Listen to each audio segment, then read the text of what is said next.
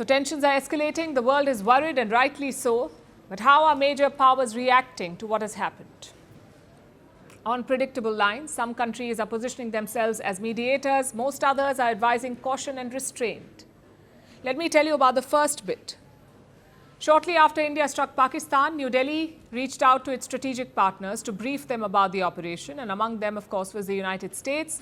So as reactions came in from across the world, US President Donald Trump was among the first. He was asked about Operation Sindoor at a press conference last night, and he called it a shame. Listen to this. It's a shame. We just heard about it just as we were walking in the doors of the Oval. Just heard about it.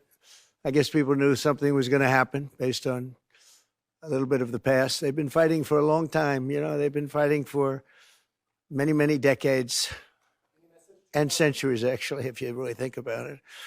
No, I just hope it ends very quickly.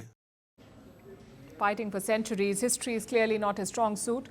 Shortly after the statement, Marco Rubio reacted. Rubio is the US Secretary of State, basically their foreign minister. He took to social media platform X and he said that he hopes this escalation, and I'm quoting, that he hopes it ends quickly. He added that the US will continue to engage both Indian and Pakistani leadership towards a peaceful resolution. So the message from America is clear: reduce tensions. And they appear almost too keen to mediate. Apart from the US, India briefed some other key partners after the strike. The list includes Saudi Arabia, the UAE, Russia, and the UK. Now, the United Arab Emirates has issued a statement. It has urged both India and Pakistan to exercise restraint, to de-escalate tensions, and to avoid further escalation that could threaten regional and international peace. Japan has taken a similar tone.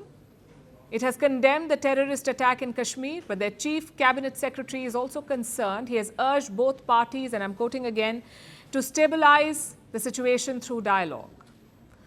UN Secretary General Antonio Guterres has expressed, quote unquote, deep concern.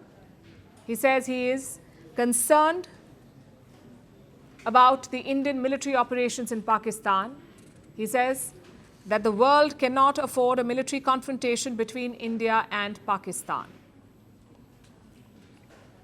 Well, that may be true, but these statements are also problematic. Being concerned about the Indian operation, asking both sides to exercise restraint, to approach peace through dialogue, amounts to putting the onus equally on both India and Pakistan to maintain peace.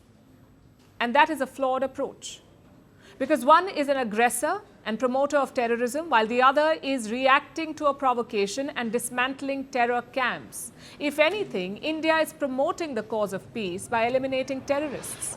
So the onus of de-escalation should be on Pakistan.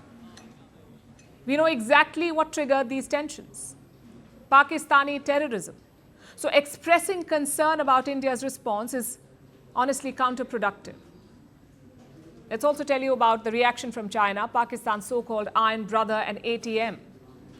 China has condemned India's strikes and called on both India and Pakistan to prioritize peace and stability and remain calm. It doesn't get more patronizing and hypocritical than this. Thankfully, India has strong supporters and partners, and those who do not shy away from calling out Pakistani terrorism. Like Israel.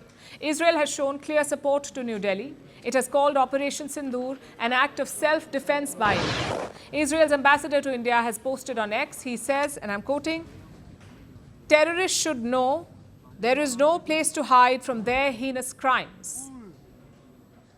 And that is the crux of the matter, isn't it?